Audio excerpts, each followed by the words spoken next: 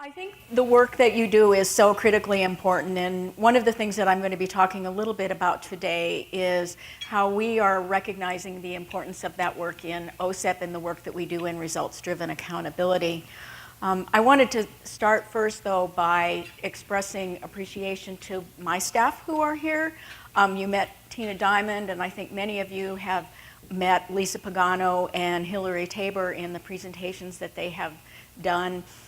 This is the first time that we have sent this many people to this conference. Typically, we are only able to send one person. So I think this is really, for us, recognizing the importance of this work as well as kind of the critical juncture that we're in recognizing not just the dispute resolution work, but the early resolution work, which I think is so critical and is really kind of catching on fire, I think, right now, which is so important.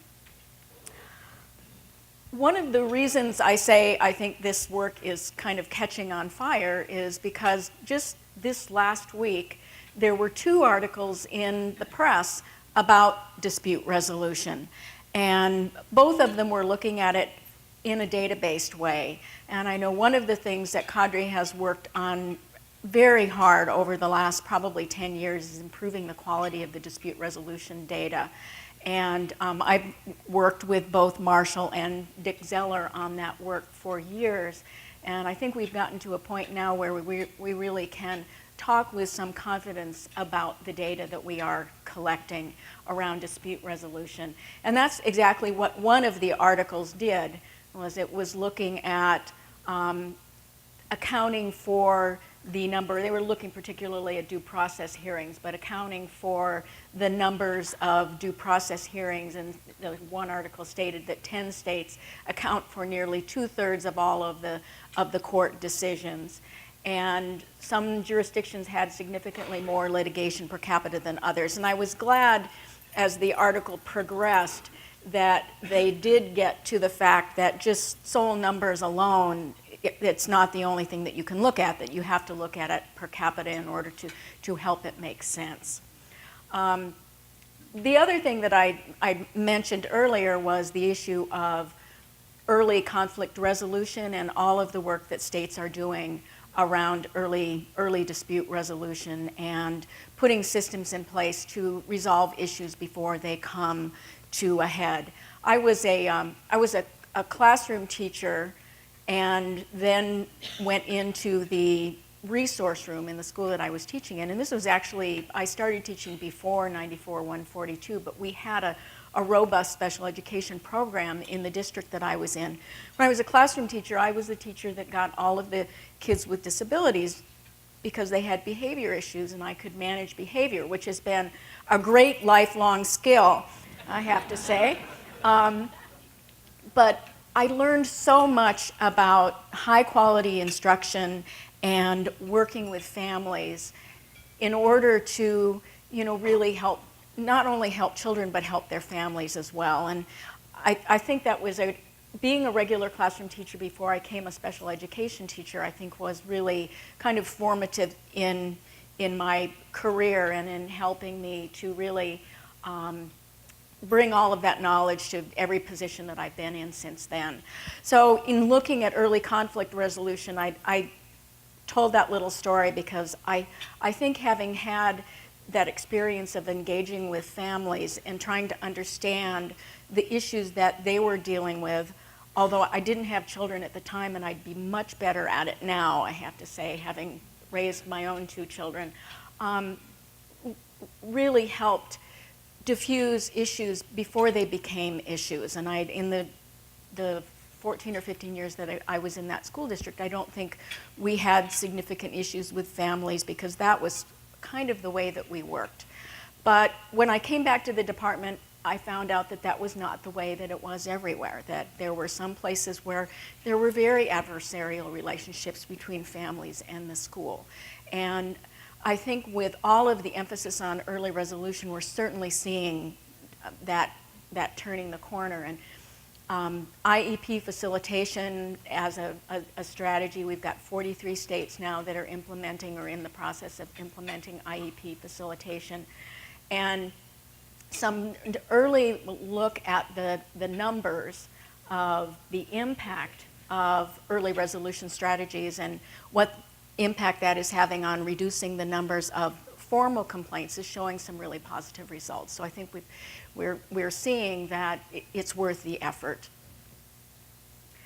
So recognizing how important dispute resolution is, in 2012, when OSEP announced that we were going to be shifting our accountability system to more of a focus on results, at the time that we announced that shift, we also announced that we're not giving up on compliance. Compliance is important. IDEA is about ensuring that children and families have the rights and protections of the law, but we want to be putting more of an emphasis on results. And because we were moving somewhat away from the focus on compliance, we felt that it was extremely important that states have very strong dispute resolution systems, including early resolution processes. So we announced at the beginning that we were going to be doing some work around dispute resolution, complaints, hearings, mediation, and looking to support states in that work to make sure that we have strong systems in place in every state. So along with that, we talked about how we wanted to look at our accountability system and all of the different pieces that we had available to us within OSEP and within the IDEA, and figure out how we could bring those all together in the most powerful way to support states in improving results for kids with disabilities. So I expect all of you know a lot of this. I'm going to go through it very quickly. This is kind of RDA 101. There are 3 components to results-driven accountability: the state performance plan and the annual performance report, which includes the state systemic improvement plan, the SSIP, and the SSIP includes the state identified measurable result, and that's the result that the state is working on. That's the SIMR. Determinations. We have more good acronyms coming. Stay tuned. Determinations, which we are required in the IDEA to annually determine if a state meets requirements, needs assistance, needs intervention. Or there's also needs substantial intervention, but we've never put a state in that category. And then differentiated monitoring and support, which is what I'm going to talk most about today, because it is the aspect, the component of the system that is kind of in development, and we will be rolling it out fully in February. So you guys are going to get a kind of a preview here. So I'm going to start with determinations, and the slides that I have in here are Part B slides because I figured most of the group was Part B. There are similar slides for Part C, and I'll tell you where to find them. So in 2014, for the first time, we used results data in determinations for Part B. We used NAEP scores, we used some state assessment scores. In 2015, we used that same information and we added data for graduation with a regular diploma and dropout. So in 2015, if we had used compliance-only data, this is what the map would have looked like. So this is if we had used only compliance data. Green-ish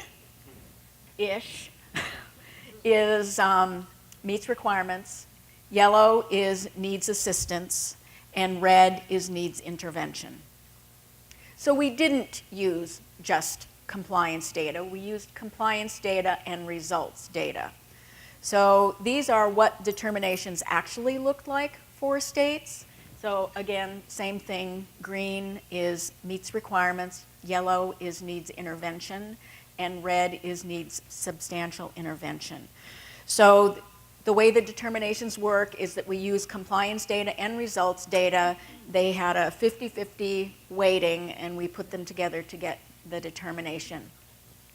So you can see between the compliance map and the actual determinations, results determinations map, there were a lot more states in the green in compliance, and a lot of states shifted to the yellow, to the needs assistance, when we added in the results data. So looking at this over time, the first year that we made determinations was in 2007. And you can see that in 2007, on the left side of the chart, there were a lot of states in the yellow category, in the needs assistance category. And as we moved across the years, by the time we got to 2013, which was the last year that we used compliance data only, we had 40 states in Part B that were in meets requirements. So states had worked very hard on compliance. They'd worked on addressing the issues that were identified in the compliance indicators and had pretty much got a handle on it. If we looked at an individual state's data on the indicators, the compliance indicators, and those are things like meeting initial evaluation timelines, having the appropriate content in their secondary transition plans, transition from Part B to Part C, 619 is timely. So if we looked at those individual indicators, they'd be pretty much above 90%. States had moved from being at like 70%, sometimes lower, to pretty steady 95, 96, 97% on compliance. So we felt like, as far as it being a good time to move to adding results into the process, we felt like we'd worked very hard on compliance, and states, districts, for the most part, were in a good place. And of course, there are always exceptions, which we're still working on, but it seemed like it was the right time to make that move. So you see, when we went from 2013 to 2014, we have the drop in the green and the rise in the yellow. So it's the 2014 and 15 bars look a bit more like the 2007 bars. So we're kind of resetting. So the reason Georgia is up here was because I've done 2 presentations in the last month in Georgia. So that was the slide that I happened to have. If you are interested in your state, you can go to OSEPgrads360.org. How many of you have been into that site? You should go in. You don't have to do it now, but matter of fact, don't do it now, because then you'll stop listening, because it's a really terrific site. It is where everything SPP APR is located. All of our TA materials, our TA centers have their products in there and available. But what this is Georgia's state profile. You can go in there and you can see their compliance matrix, where it takes each one of the compliance indicators and they get red, yellow, green for each indicator. You can see their results matrix that will show you how they did on 4th grade NAEP reading, 4th grade NAEP math, inclusion in NAEP, graduation, dropout. So you can see each state's individual scores. And when you go into OSEP Grads 360, there's a map. You click on your state, and it asks you if you want B or C, and then it will take you into this information. Their SPP APR is there. You can see their SSIP and go in and see the activities that they're proposing in Phase 1. There also is a really interesting data display, which takes your state's data. It's primarily the 618 state reported data, but there's also NAEP data in there, and compares it to national data. So it will show you, you have X percentage of kids who are proficient in 4th grade NAEP, and the national score is this. So it's a nice way to look at your state in comparison to national data. So it's really a very friendly site. And we keep it updated. Anything new that comes out goes in there. So all of our TA products, Q&A, letters, so on. So that's determinations. The second component that I want to talk briefly about is the state performance plan and the annual performance report. And the SPP and APR are really the linchpin of all of the work that we're doing around both compliance and results. It's a requirement that came into the law in 2014 when the IDEA was reauthorized. And the monitoring section in the statute prior to 2004 was about this long. It was a paragraph. This was what the statute required us to do. When it was reauthorized in 2004, it's now like 7 pages. So significant increase in expectations from Congress about what both the department and states are doing around monitoring and accountability. And one of the things that it said was that it is our responsibility at the department and states' responsibilities to be focusing on improving educational results and functional outcomes for children with disabilities and ensuring that the program requirements are met. So clearly Congress was looking at this kind of dual focus on results and compliance. So we revised the state performance plan and annual performance report for federal fiscal year 2013, which is 13-14. And that SPP APR came into the department in February and April of this year. It came in 2 parts. And the SPP APR with all the indicators, you know, Part B had 20 indicators. We now are at 17 indicators. Part C had 11 and had 14, and we're now at 11. So we reduced the number of compliance indicators in the SPP APR and also reduced the number of improvement plans that states had to provide to us. They used to have to provide individual improvement plans for each one of the 20 indicators. Now they are providing us with one state systemic improvement plan, the SSIP, and we asked that that be submitted to us in 3 phases. So the first phase was an analysis phase, kind of setting the baseline. Where are we? What do we know? When we examine our data, when we examine our infrastructure, what do we learn about how we are performing and what our system looks like from a standpoint of being able to improve results? So do we have the system in place that can help us focus on assisting our LEAs and our early intervention service programs in Part C to improve results? So that analysis, they had to indicate what their SIMR was, their state identified measurable result. What is it that they want to focus on? And they also had to tell us what were their kind of high level improvement strategies going to be. So we weren't asking for the, you know, all of the detailed steps and who's going to be responsible and what are going to be the timelines and what are going to be the resources. We were looking at things like, you know, if you're focusing on graduation, are you going to be doing check and connect? Are you going to be training coaches? You know, what are the big strategies you're going to be implementing? And then they had to have a theory of action. So, you know, if we do this at the state level, then our LEAs will do this, and then our schools and teachers will do this, and then kids with disabilities will have better results. So that came in April. How many of you were involved in developing your state's Phase 1 SSIP? Okay, some of you. If you weren't, it's not too late. This is really a good time to become involved if you are interested, and you should be, because this is kind of where the action is at in states right now.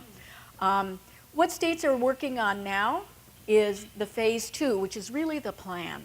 And if you are from a parent organization or from a group that is working on family engagement or dispute resolution in some way, this is a great time to come to the table, to approach your state and say, I have something to offer. They're going to be working now on that more detailed plan and also on the evaluation, evaluating what is their evaluation plan going to be to determine if they are in fact meeting the short-term and long-term goals that they've set. So this is a great time to be thinking about what evidence-based practices might you have to bring to the table. Is family engagement something that they're going to need to be focusing on? And in most cases, it is. You know, it's going to be an important component. So, and then the third year, years 3 through 6, which will be 2015 through 2018, will be kind of the implementation. So they will, right now they're working on their phase 2, which will be due to us in April of 2016. So everybody's working on that. And we will then be reviewing those when they come in April. So if you're interested in what your state is working on, as you can see, a large bulk, more than half of the states, are working on reading or English language arts in some way.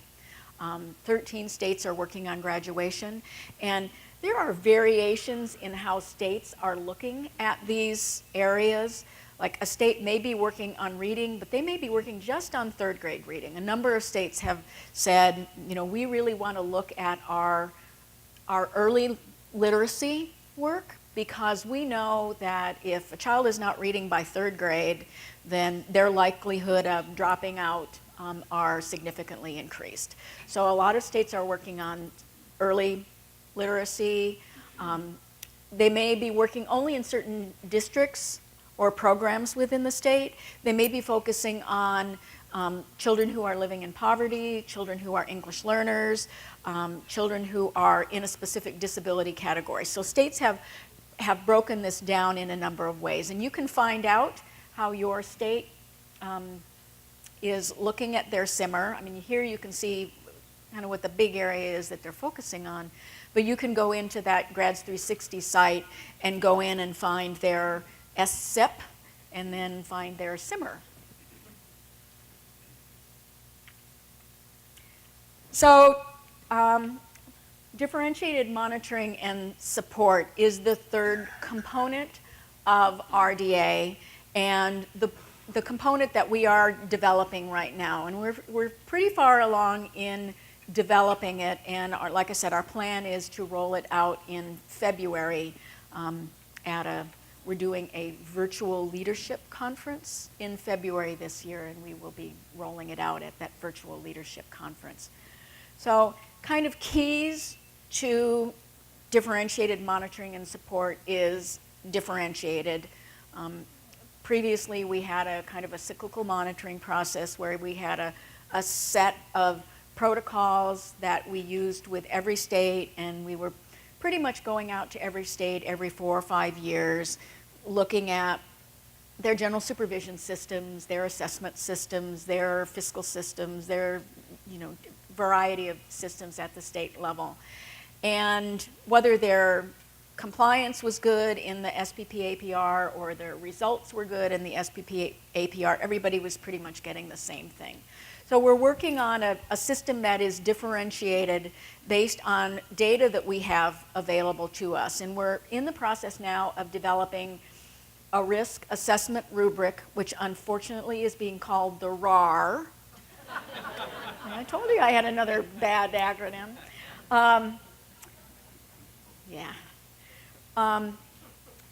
We're working on developing that risk assessment rubric. We've shared it kind of high level with the state directors and the Part C coordinators. We are sharing a more in-depth level of it with the board, the NASD board, and the Infants and Toddlers Coordinators Association board to get input from them, and then we will roll it out more broadly to state directors and Part C coordinators to get their input. So we'll be doing all of that over the next couple of months, and we're looking at metrics related to the SSIP, which is going to be basically looking at whether a state meets requirements, needs assistance, or needs intervention, and some breakdown within the indicators. We're also going to be looking at states' dispute resolution systems, and we're going to be looking at fiscal policies, procedures, and practices. So every state will have their own comprehensive plan for monitoring and support, and we've restructured in our monitoring and state improvement planning division to implement this system. So I'm not going to go into that in depth, but we have one cross-cutting team that is working on supporting states in their results work. We have one that's working on supporting states in their kind of what we're calling program accountability work, which is more of the compliance work. We have a fiscal team, we have a customer support team, and we have a data team.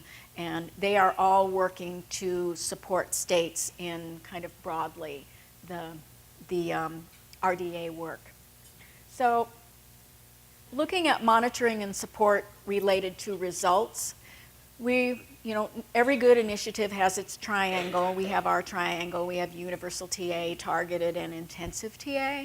So we're looking at each one of the components of the risk assessment in how it kind of fits in with that tiered approach to technical assistance.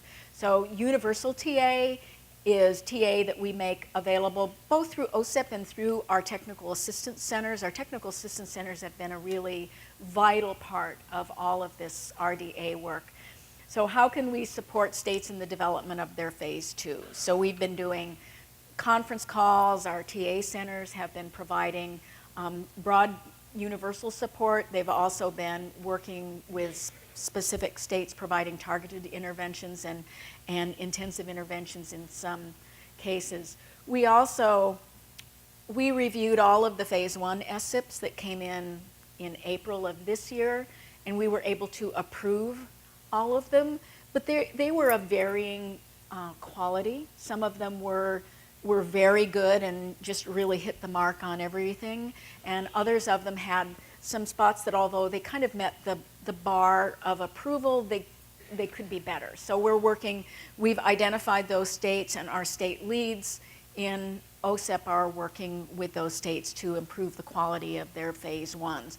We also do have some states coming to us now and saying, we want to change directions in phase 1, and that's okay. We want to maybe change the simmer that we're working on, and if they're going to do it, this is probably a good time to do it. What we don't want is to see multiple changes down the road to the point that they're never really implementing anything because they're constantly changing what they're focusing on.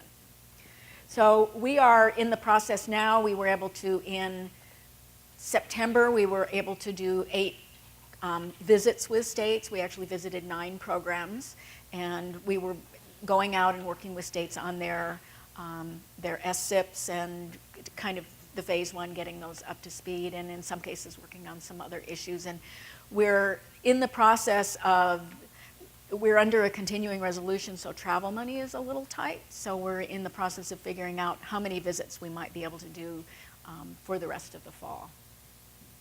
But we're also doing always on teleconferences and webinars with states, working with them.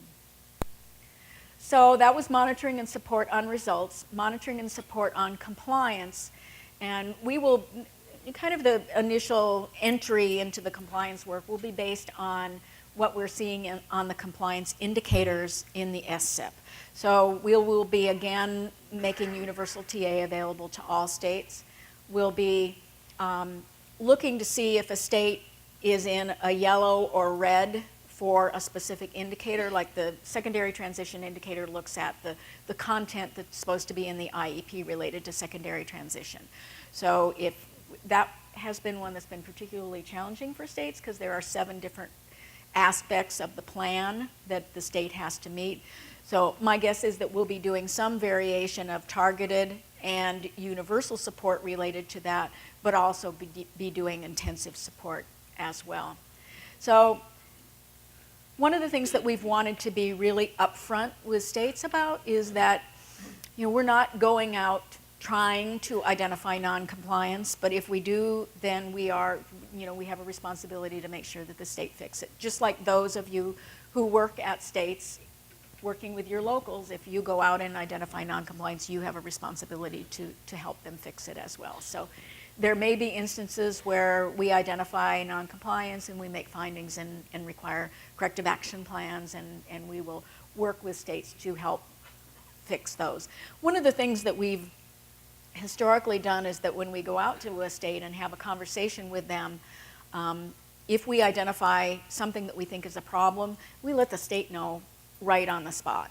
So often what we find is that by the time we get back to the office and issue a report, they've already fixed it because, states, they don't want those problems. They want to be doing things the right way. So that whole corrective action process has become relatively smooth.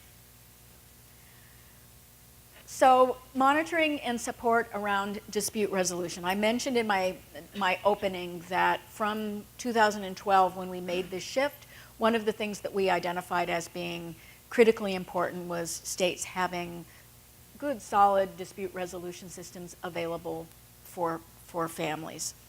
And one of the things that we did was we released a Q&A in 2013 that covers everything. If you've seen it, it's long and very detailed and very good, and I think people really are using it as a resource. Hillary and Lisa were saying last night how many people commented on the fact that it was such a valuable resource to have. We also worked with Cadre to do parent brochures around some of the key areas in the dispute resolution Q&A.